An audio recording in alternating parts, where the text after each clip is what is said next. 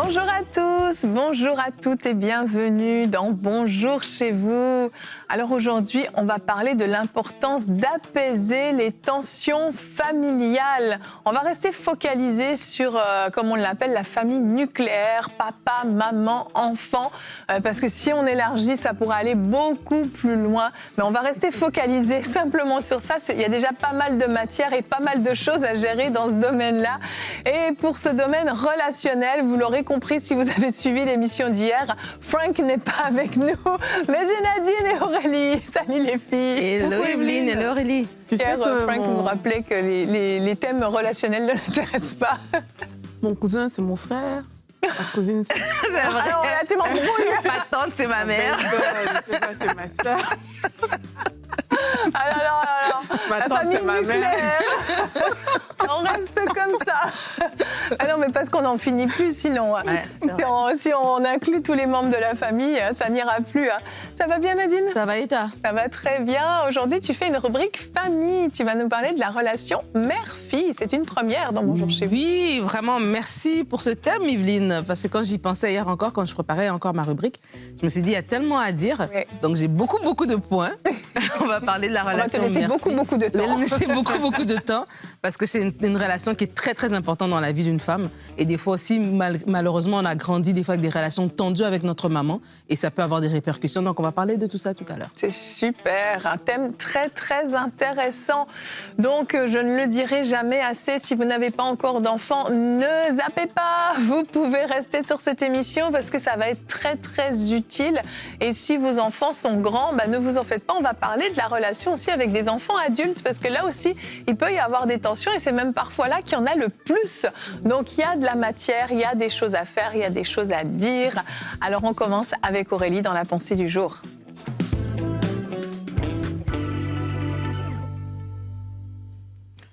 Alors, qui dit famille dit tension probable. Je peux le dire parce que moi-même, je viens d'une famille où on est 7 enfants. Wow. Et c'est une très bonne famille. Mais ça n'empêche pas certaines petites chicanes, comme on dit ici au Québec, parfois. Vous voyez, donc, et c'est pas parce que c'est des mauvaises personnes, pas du tout. C'est juste que le vivre ensemble, mais ce que ça va faire, c'est que ça va entraîner parfois certaines petites tensions qu'il faut bien sûr qu'il faut déloger en fait pour que ça ne reste pas et que ça ne s'installe pas dans la famille. Alors on va voir aujourd'hui quelques raisons des tensions familiales et la liste n'est pas exhaustive. Peut-être dans votre famille, il y a d'autres raisons encore que vous allez pouvoir nous partager en commentaire alors que vous vous abonnez à notre chaîne YouTube. Alors l'une des raisons qu'on peut mettre en évidence, c'est quoi? C'est les blessures non réglées.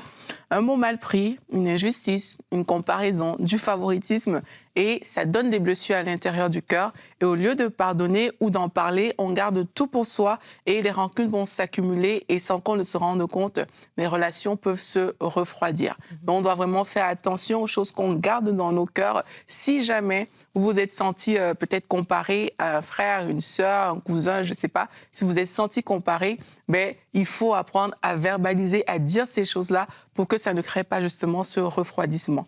Une autre chose aussi, c'est le manque de communication ou encore des attentes cachées. Au lieu de dire clairement ce qu'on ressent, on attend que la personne en face devine ce qu'il y a dans notre cœur et sans le savoir, on accumule des frustrations qui peuvent créer également des tensions. Dans Jacques 4, versets 1 à 2, la Bible dit « D'où viennent les luttes et les querelles parmi vous ? N'est-ce pas de vos passions qui combattent dans vos membres? Vous convoitez, vous ne possédez pas, vous êtes jaloux, vous n'obtenez pas, vous vous disputez et vous faites la guerre. » En fait, il y a des choses à l'intérieur de nous parfois qu'il faut tout simplement régler parce que ce sont ces choses à l'intérieur de nous qui vont amener parfois des luttes, des querelles, des tensions et parfois parce qu'on n'arrive pas à verbaliser ces choses-là, on se retrouve en friction avec des frères ou des sœurs.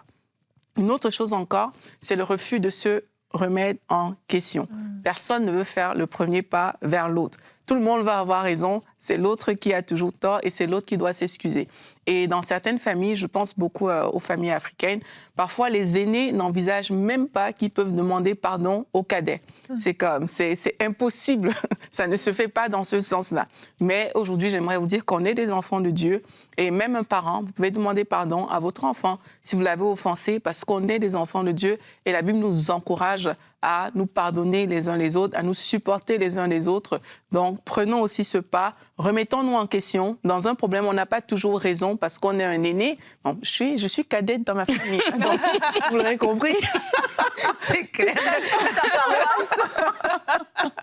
On n'a pas toujours raison parce qu'on est un aîné, on peut aussi se remettre en question. Et puis une autre chose aussi, c'est le manque de grâce. Parfois, on oublie que chacun a ses faiblesses dans une famille et on peut traiter nos frères durement parce qu'on va dire, mais on a reçu la même éducation en fait. On est tous dans la même maison, donc on ne comprend pas pourquoi toi tu manifestes cette faiblesse-là alors que les autres ne le manifestent pas. Et parfois, on généralise comme ça, mais une fois de plus, on doit apprendre à se supporter les uns les autres. Bien sûr, ça ne veut pas dire qu'on va tout accepter, mais on doit apprendre à s'aimer dans nos familles malgré nos imperfections. Mon dernier point, je le garde pour la discussion. Oh, que de suspense. Merci Aurélie. C'est super important ce que tu viens de faire parce que tu viens d'identifier en fait les zones de conflit, les sources de conflit. Et je pense que c'est vraiment le point numéro 1 quand on veut solutionner, quand on veut apaiser les conflits familiaux, c'est de s'asseoir et puis de se dire, bon, il vient d'où le problème en fait? Ça vient d'où? Est-ce que, bah oui, peut-être j'ai pas accepté de reconnaître mes torts, comme tu le disais. Peut-être que cette parole qui a été dite il y a 5 ans, je l'ai toujours pas digérée, je suis encore blessée et les différents points que tu as partagés, mais de savoir s'arrêter à un moment donné et dire, OK, là on met tout à plat. Et on vient à la source. On arrête de vouloir juste couper les mauvaises herbes. Là, on va aller déraciner. On va enlever la source qui cause ces conflits parce qu'il y a toujours une source, en fait. On peut dire, ah non, mais dans ma famille, c'est comme ça a toujours été comme ça. Non, non, non, c'est pas normal, en fait. C'est normal qu'il y ait des petites tensions parfois, mais c'est pas normal que ce soit la continuité de conflits qui s'enchaînent les uns derrière les autres et que tous les repas de famille finissent en dispute, en les voix qui haussent et puis des propos qui sont dits, qui sont blessants. C'est pas normal, en fait. Et si c'est votre normalité, aujourd'hui, vous apprenez peut-être, non, ce n'est pas normal. Et ça peut être différent. Et vous avez un rôle à jouer pour que ce soit différent. Absolument. Et la famille n'est pas parfaite, mais comme Aurélie l'a dit en finissant sa pensée, c'est qu'on doit s'aimer. Oui. Et c'est un endroit vraiment où est-ce qu'on doit manifester de l'amour, mais la famille n'est pas parfaite. Et ce que j'aime, c'est que la parole de Dieu nous montre différentes familles. Ça n'a pas juste montré des héros de la foi, mais nous aussi montrer le quotidien des familles, en commençant par Abraham. Et on a vu, Abraham, que ce soit la famille de Jacob, que ce soit la famille de David, plein de familles en fait imparfaites qui ont des problèmes aussi familiaux. Mais je voulais parler, Aurélie parlait qu'elle est la cadette. Moi, je suis l'aînée de ma famille. Je savais que j'avais touché un peu. Vas-y, équilibre, ma sœur, équilibre. Remets-toi en question, ma sœur.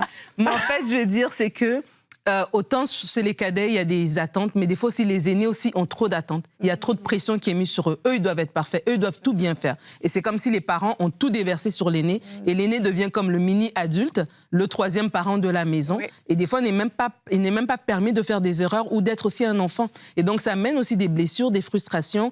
Des fois, même l'aîné va maintenant se comporter en parent sur les autres, et les autres vont dire, mais t'es pas mon père, t'es pas ma mère, pourquoi tu te comportes ainsi? Et donc, des fois aussi, tu parlais de la source, mais juste de reconnaître, c'est quoi le système dans lequel on est? Le système familial qu'on a. Est-ce qu'on est dans un système familial où c'est l'aîné qui porte tout? Un système familial où le cadet est permis de tout faire parce que les parents sont rendus fatigués et puis le laissent un peu aller, comme il veut. Aussi, fais attention.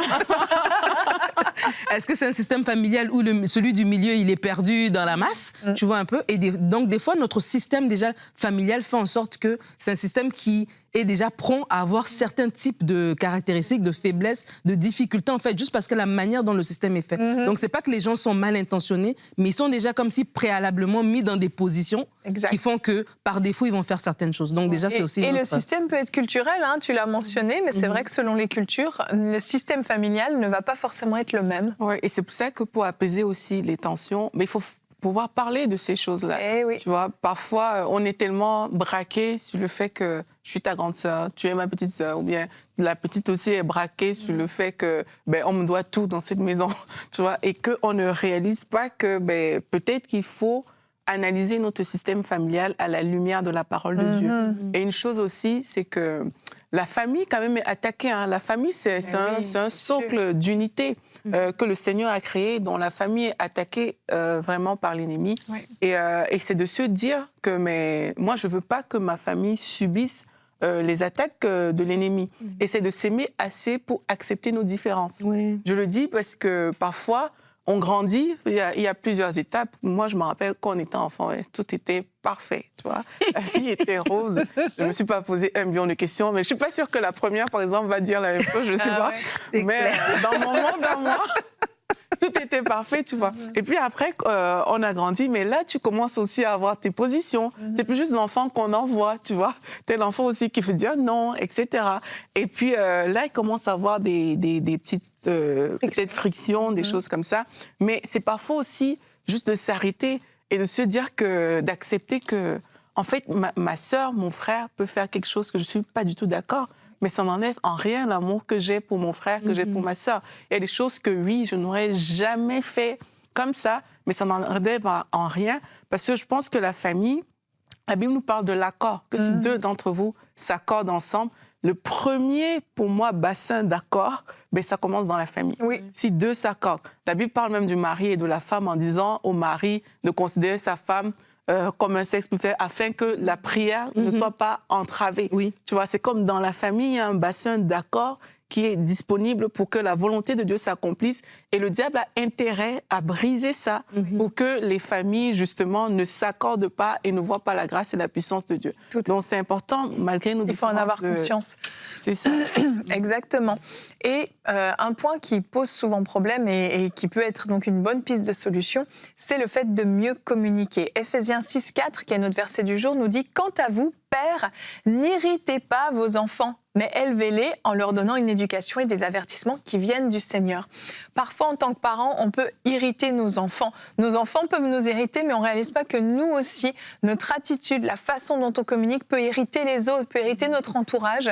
Et vraiment, développons une communication qui est plus saine dans nos foyers. Apprenons à nous pardonner les uns les autres pour que les blessures puissent être guéries. Et finalement, prenons le temps de s'asseoir ensemble et de chercher des solutions. On a identifié la source, on a appris à se parler, on s'est pardonné, maintenant on cherche des solutions ensemble, on met en place cette fois-ci un système qui va fonctionner, une façon de faire qui va fonctionner, on va identifier clairement quels sont les besoins de cette famille pour que ça fonctionne et je suis convaincue qu'il y aura des améliorations. Et on va voir maintenant la relation mère-fille de manière plus spécifique. Je le disais, on ne l'a jamais fait dans Bonjour chez vous, aussi précisément que ça, mais ça vaut la peine d'en parler parce qu'on va voir que c'est pas toujours si simple. Alors on va écouter Nadine dans la rubrique famille.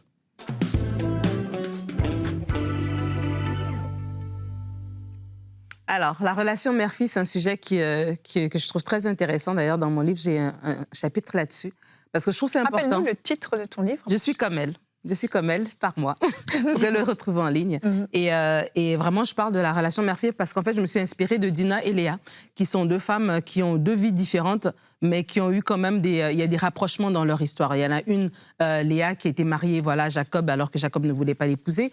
Et il l'a mariée quand même, et donc elle est malheureuse dans son mariage. Et tu as une Dina qui est toute seule au milieu de 11 frères, qui est protégée, ses frères l'aiment, mais malgré tout, alors qu'elle est victime d'un viol, elle va rester chez cette personne-là, parce que la Bible dit qu'il a su parler à son cœur.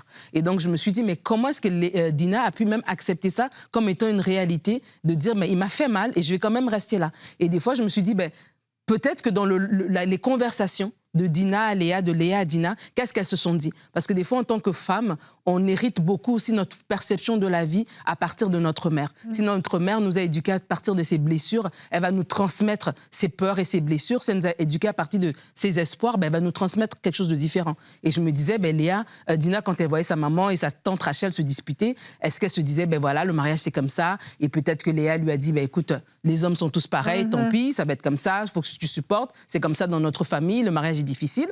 Ou bien est-ce que Léa plutôt dit à sa fille, écoute, moi, ça n'a pas été facile pour moi, mais toi, ça va être différent. Et donc, ça m'a vraiment amené à cette réflexion-là. Et du coup, quand tu as proposé ce thème, je me suis dit, c'est super intéressant. Et donc, on va juste regarder ensemble. Comme tu l'as dit, si vous avez une fille, si votre fille est encore petite, là, c'est sûr que je vais beaucoup plus parler des relations à l'âge adulte.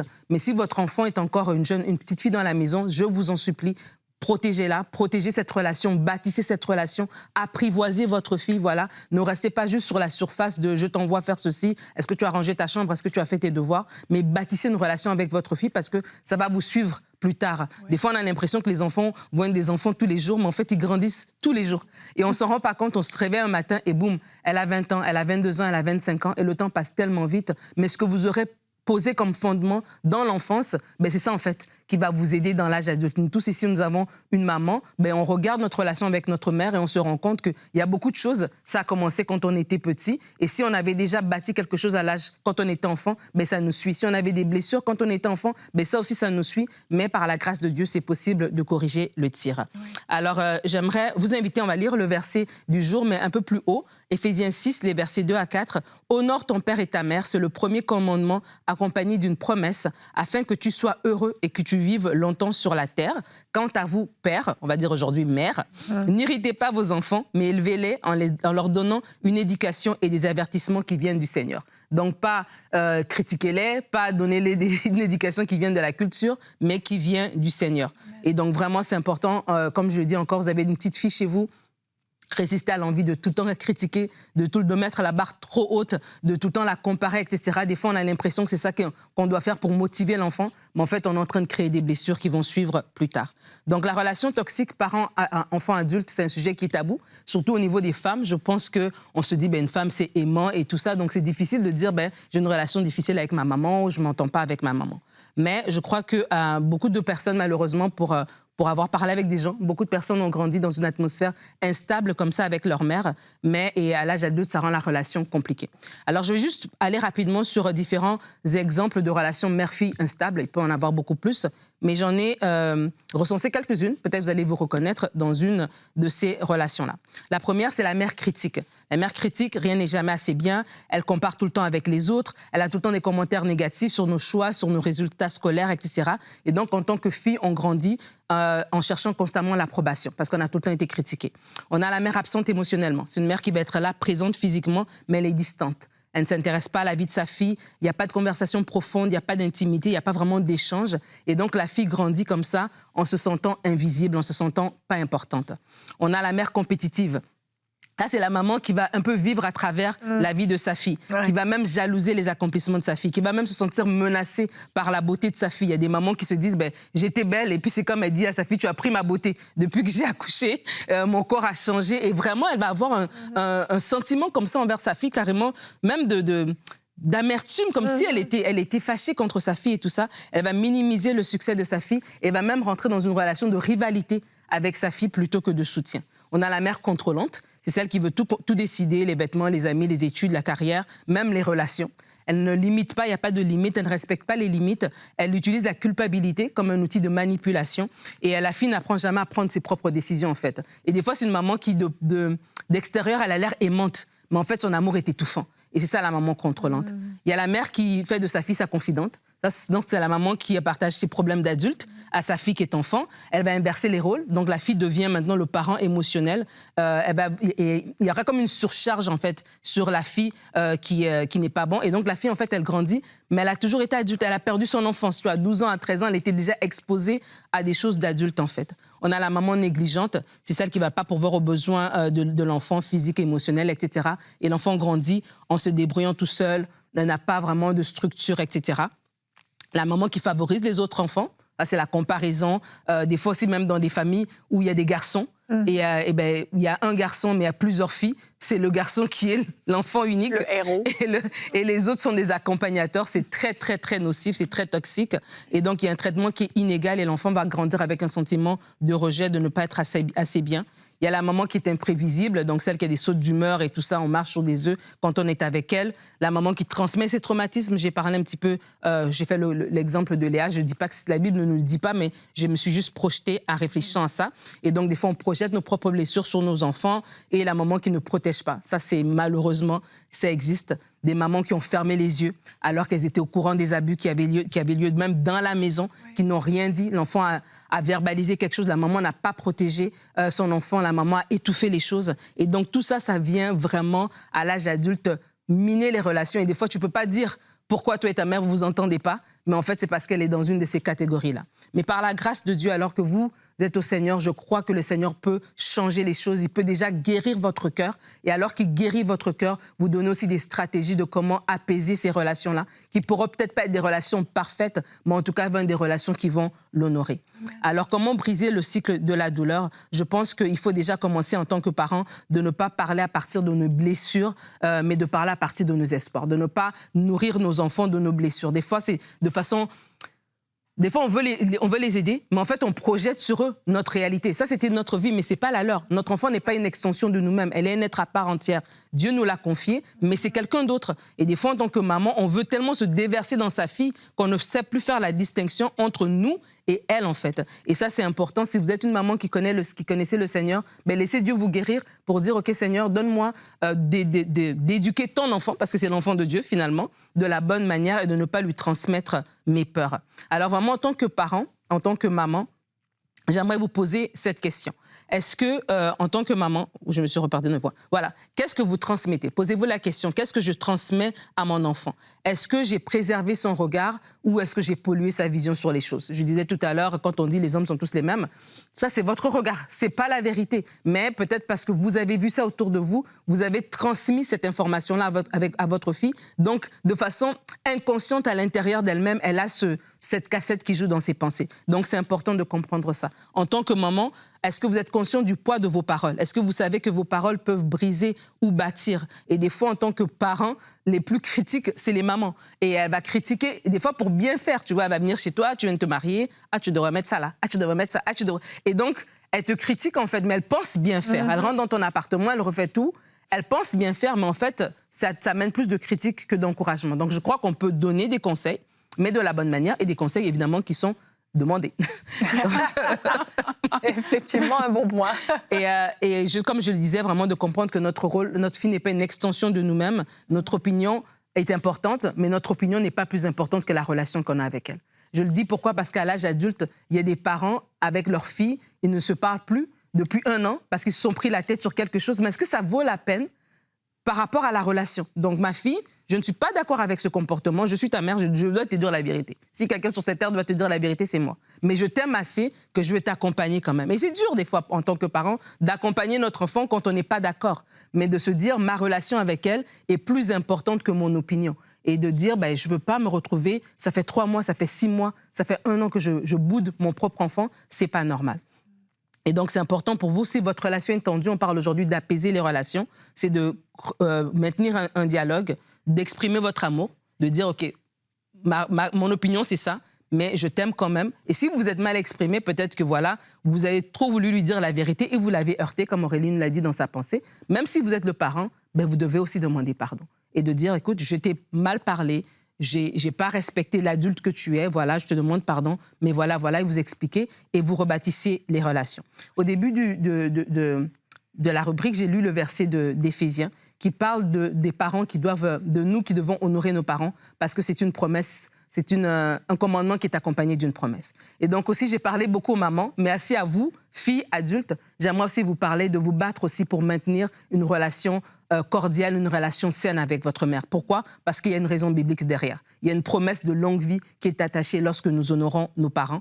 Et aussi pour une raison pratique. Parce qu'on dit chasse le naturel et revient au galop. Si nous-mêmes, on n'a pas su rebâtir des relations avec notre maman, c'est fort probable aussi que les choses qu'on lui reprochait, qu'on les reproduise de façon même pas intentionnelle. Donc, c'est important de casser le cycle, en fait, en disant, je rebâtis la relation, j'apprends pour que moi, je fasse différemment. Donc, vraiment, de façon concrète, pardonner, relâchez le pardon sur votre maman. J'ai nommé différents types de mamans. Si vous avez une maman qui ne vous a pas protégé, vous avez des conséquences sur votre vie qui sont des vraies conséquences. Il faut relâcher le pardon par rapport à ça. Décidez de pardonner votre mère. Décidez de développer de l'empathie. Quand j'ai développé de l'empathie, c'est que des fois, en tant qu'enfant, on reste des fois enfant même quand on est adulte. Ça veut dire qu'on regarde toujours notre maman comme une maman. Mais quand on devient adulte, des fois, il faut la regarder comme une femme, en fait. C'est vrai. C'est une femme. Et moi, je me rappelle une fois, quand j'ai eu l'âge que ma mère a eu quand mon père est décédé, je me suis dit, ah, mais elle était jeune, en fait. Elle avait tout ça à gérer. Mais c'est fou.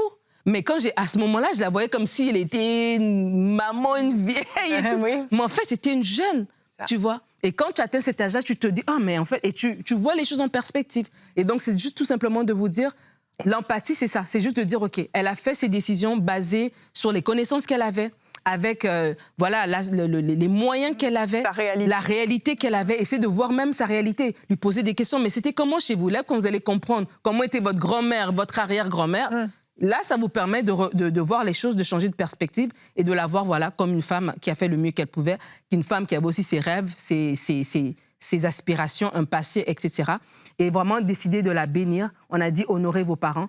Et comment bénir? C'est des fois bénir juste par nos paroles, bénir dans nos pensées. Et des fois, même le parent n'est plus là. Il y a des personnes aujourd'hui, peut-être votre parent est déjà décédé, mais même dans votre souvenir. Là, forcez-vous à vous rappeler de quelque chose de bien. Elle m'avait amené prendre une glace. Elle m'avait laissé jouer avec elle. Elle avait fait quelque chose. Et ça, quand vous vous rappelez les bonnes choses, vous commencez à méditer ces bonnes choses-là. Et c'est une manière de bénir quelqu'un. Quand vous commencez à faire ces choses-là, vous parlez bien d'elle, vous vous focalisez sur les bons souvenirs. Et vraiment, je reviens à dire que si vraiment vous avez une relation qui a été marquée par l'abus, ne désespérez pas. Reposez-vous sur Dieu. Laissez le Seigneur vous travailler. Et une fois il vous a travaillé, que vous avez pu pardonner et que là, maintenant, vous avez un regard plus juste sur les choses, engagez un dialogue. Aujourd'hui, peut-être que là, vous êtes là, vous vous dites, oui, moi, ma mère et moi, on ne se parle plus, ou on se parle de façon superficielle. Chacun reste dans son rôle de l'enfant et de la maman. Ça va bien? Oui, ça va bien. OK, les enfants vont bien, tout va bien. Ça reste comme ça. Mais peut-être, par la prière, le Seigneur va vous inspirer à déclencher une conversation. Et peut-être qu'il y aura un moment où vous allez avoir une conversation profonde. Elle va vous raconter quelque chose de son passé. Et par là, une ouverture va se faire. Et là, vous allez revenir sur certaines situations et le pardon va pouvoir s'accorder et la guérison réelle va pouvoir prendre place. En tout cas, je veux vous encourager. Si vous êtes une fille, aujourd'hui, vous êtes adulte et vous regardez votre relation avec votre mère, vous dites que j'aurais aimé que ce soit différent. Mais il n'est pas trop tard. Le Seigneur est un Dieu de restauration. La Bible dit dans Jérémie 30, les versets 18 à 19, « Voici ce que dit l'Éternel. Je vais ramener de déportation les familles de Jacob. J'ai pitié de ses habitants. La ville sera reconstruite sur ses ruines et le palais retrouvera sa place. Des manifestations de reconnaissance et des cris de réjouissance se feront entendre de leur part. Je les rendrai nombreux, ils ne diminueront plus. Je les rendrai importants, ils ne seront plus méprisés. » Amen. Merci Nadine, quelle magnifique rubrique. Tu étais la femme de la situation. Non, c'était très, très profond. Et oui, on est obligé de faire une introspection. Moi-même, j'ai une fille, donc forcément, je me suis beaucoup identifiée à tout ce que tu partages. Et je vous invite, si vous êtes une maman ou vous êtes une fille, que ça puisse aussi produire quelque chose vraiment dans votre cœur. Il y a eu des grandes choses, des choses très profondes qui ont été partagées par Nadine. Ne les laissons pas juste en surface comme ça, en disant, peut-être certaines, vous avez pleuré vraiment fortement pendant cette rubrique, vous avez vécu quelque chose de fort.